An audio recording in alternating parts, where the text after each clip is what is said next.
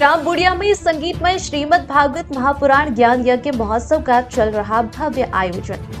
तमनार विकास खंड के ग्राम बुढ़िया में दिनांक 12 फरवरी से 19 फरवरी 2025 तक संगीतमय श्रीमद् भागवत महापुराण ज्ञान यज्ञ महोत्सव का आयोजन किया गया है, जिसमें कथावाचक छत्तीसगढ़ के प्रसिद्ध कथाकार आचार्य श्री राजेंद्र जी महाराज द्वारा श्री कृष्ण की लीलाओं का वर्णन कर भक्तों को भागवत महापुराण का श्रावण करा रहे हैं, जिसमें क्षेत्र के सभी श्रद्धालु भक्तगण कथा में विलीन होकर कथावाचक श्री राजेंद्र जी महाराज की कथा से मंत्रमुग्ध हो गए हैं। आज कथा का छठा दिन था, जिसमें गोपी उद्धव संवाद और श्री कृष्ण रुक्मिणी विवाह का भव्य आयोजन ग्राम बुढ़िया में किया गया। सभी भक्तगण इस कथा का भरपूर आनंद उठा रहे हैं। आइए जानते हैं क्या कहते हैं छत्तीसगढ़ के सुप्रसिद्ध कथावाचक आचार्य श्री राजेंद्र जी महाराज। रायगढ़ से अनुज गुप्ता की बताया कि भगवान श्री कृष्ण एक ऐसे क्रांतिकारी देवता हैं जिनकी लीलाओं में केवल कथा मात्र ही नहीं है, वरन पूरे भारतवर्ष के लिए और हम सब के लिए एक दिव्य संदेश है। भगवान ने कालिया मर्दन की लीला किया, इसके पीछे उद्देश्य है कि जल प्रदूषण कैसे हम दूर कर सकते हैं, क्योंकि जल है तो कल है, इसलिए कहा है कि सेव वाटर।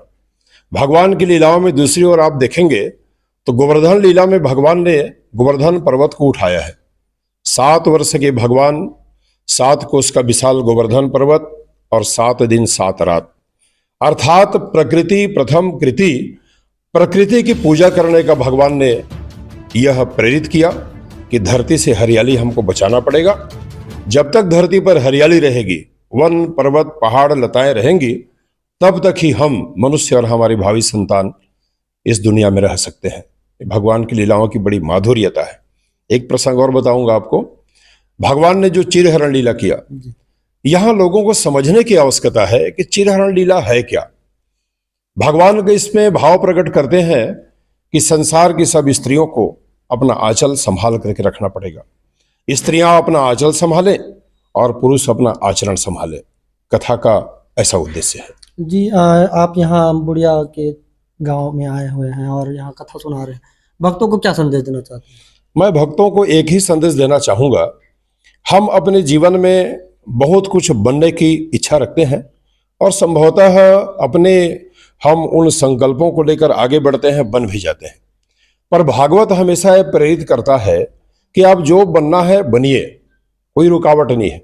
भागवत तो एक अच्छे मानव का निर्माण करना चाहता है जो इस समाज और देश के लिए कुछ कर सके।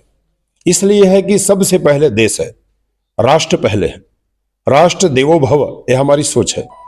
हम केवल अपने लिए जीवन न जिए, इस समाज और राष्ट्र के लिए हम कुछ करें, जिससे हमें लगेगा कि मैं भी इस देश का नागरिक हूं और देश के लिए मैंने कुछ किया है। जी, आप छत्तीसगढ़ के प्रसिद्ध कथावाचक हैं। आप किन किन जगहों पर अभी तक कथा सुना चुके हैं? छत्तीसगढ़ के अधिकांश नगरों में और जनपदों में मेरी कथाएं हुई है। छत्तीसगढ़ से बाहर यदि हम बात करें तो हरिद्वार, वृंदावन और जगन्नाथपुरी ऐसे तीर्थ स्थानों में भी हमारी कथाएं हो चुकी हैं।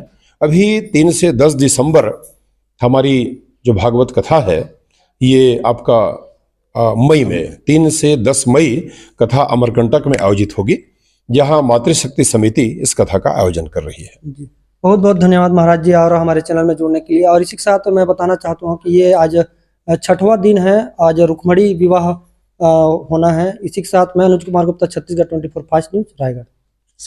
किस उद्देश्य से यह कथा प्रारंभ की? ये जो कथा श्रीमद् भागवत का 7 दिवसीय चल रहा है, इस कथा से हमारा आशा ये है कि हमारे गांव में सुख शांति बनी रहे। निम्न से लेकर के उच्च वर्ग समस्त लोगों की आशाएं, आकांक्षाएं, सुख समृद्धियां बनी रहे, इसी आशा को लेकर के हम ये कथा का आयोजन किए हैं। और निसंदेह मुझे लगता है कि कथा श्रवण होने के पश्चात हर व्यक्ति में बदलाव आएगा, समाज की ओर सभी का सकारात्मक दृष्टिकोण जाएगा और हमारा समाज समृद्ध समाज बन सकेगा। हम अपने गांव ही नहीं, इसके माध्यम से अपने क्षेत्र और अपने देश के विकास की ओर भी हम उन्मुख हो सकेंगे, ऐसी हमारी आशा है, अपेक्षा है। आपकी परिचय बताएं। मैं मेरा नाम सुखलाल नागवंशी, मेरी धर्मपत्नी अनीता नागवंशी। मैं पेशे से शिक्षक था और सेवानिवृत्त हो चुका हूँ। साथ ही साथ मैं आप लोगों को बता दूं कि मैं आरएसएस पृष्ठभूमि से भी आता हूँ। सन 2014 में उज्जैन में 20 दिन का वर्ग भी कर चुका हूँ।